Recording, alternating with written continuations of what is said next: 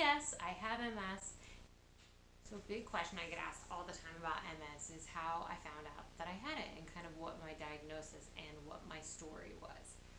So I wanted to share that with everybody today, not to make things sad or not to change the dialogue or the message of this channel, but mostly just to give you a little bit of background about how my diagnosis happened, where I was, what I was doing, and of course in my classic format, this should hopefully just kind of shed some light on my journey and what I've been doing. So, the story started about 6.5 years ago. We were actually traveling to Boston for Christmas.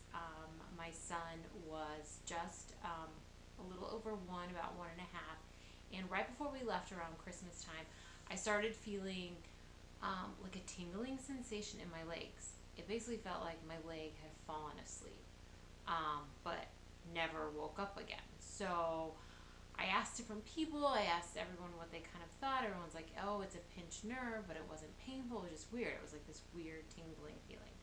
I thought because it was Christmas time, it was just this amount of stress and it was traveling. And I actually remember it because it was right around the time of my birthday, which is the end of November.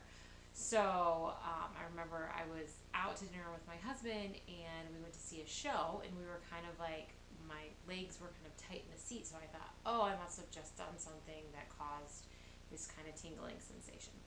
So for the next couple of weeks, I just kind of dealt with it. I just kind of thought, this is annoying, but it didn't hurt. It wasn't painful. It just felt weird.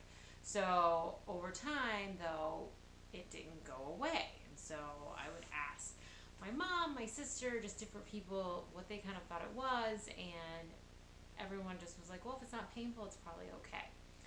So fast forward to Christmas morning, and the next day, and it wasn't going away. And I thought, well, I'm not stressed out anymore. I'm actually very relaxed. Everything is fine. And I didn't quite understand why it was still happening. So I actually noticed when I went to the restroom that I had some issues feeling going to the bathroom. And that's when I kind of knew, like, this isn't normal. This isn't right. Something's wrong. So my first lesson and message is, you know yourself better than anybody. So if you think that something is wrong, you go seek out and figure out everything that you need to try to fix it. We actually went to the emergency room because there was really nothing else to do. And I remember sitting there waiting, and they were running all the tests, and everything was coming back normal. And the nurse got the doctor, and the doctor came down and said, well, we kind of think it's one of two things. It's either a blood clot or it's MS. At that point, I didn't even know what MS was. I actually was getting it confused with ALS and other kind of diseases. Didn't really even understand what it meant. And my husband actually had walked away because he was on the phone with somebody else when the doctor told me this news. So it was kind of the most shocking, weird news I'd ever gotten. And at that point, I kind of lost it. Like, more of like, these people don't know what they're talking about. I want to leave. This doctor has no bedside manner. Just really kind of angry and like just not the nicest person. Nurses are so amazing. So in that moment, that nurse really calmed me down, talked me through everything, and kind of made me understand what was going on. So at that point, they checked me in. I got on my head and my neck and my spine. So it was actually a 3-part MRI. And at that point, the doctor came in the next day and kind of told us that the diagnosis was MS.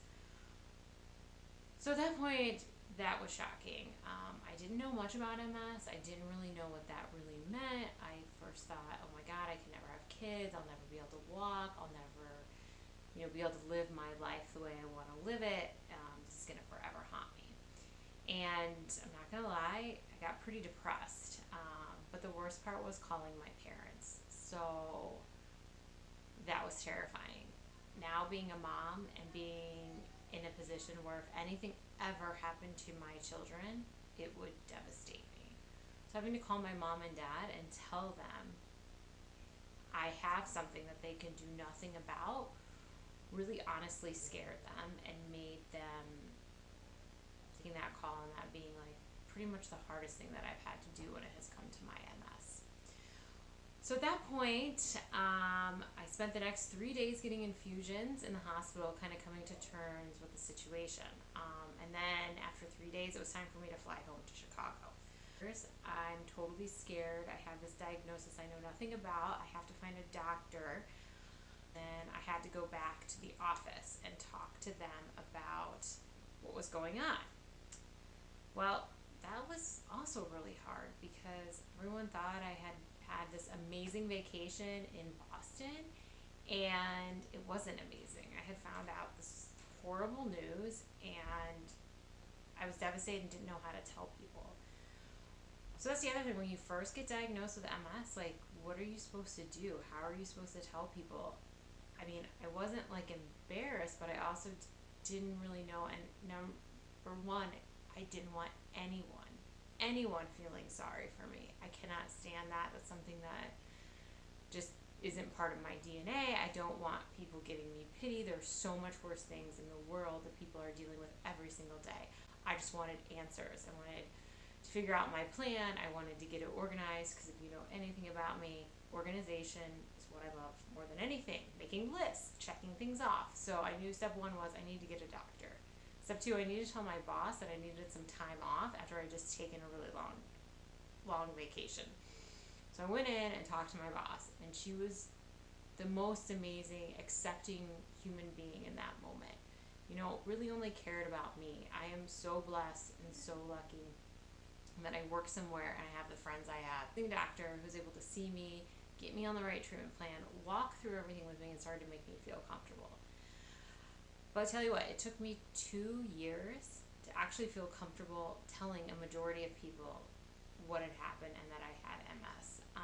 At that point, it took about a month for all the feeling to come back in my legs and everything from the steroids, so I had to work through all of that.